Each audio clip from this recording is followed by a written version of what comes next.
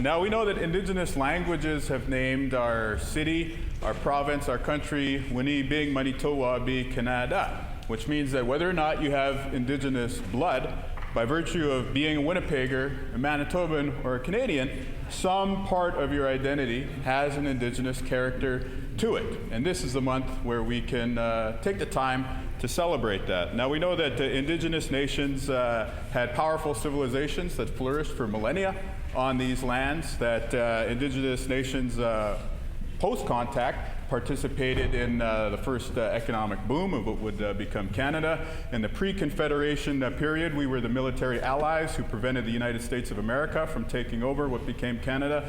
Post-Confederation, many members of First Nations and Métis communities fought and served in the world wars. That generation came back and helped launch the civil rights movement in Canada. Our peoples were there to help repatriate the Constitution in the early 1980s, and of course our people are still here throughout Canadian society, Manitoba society, in business, in the arts, in sports, and yes, of course, in politics.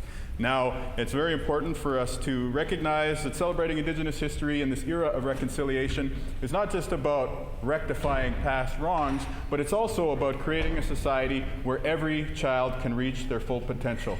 Every single one of us here in Manitoba will be better off when every child in this country can get a good quality education, have a situation where they're proud of themselves, but also be able to find a meaningful career.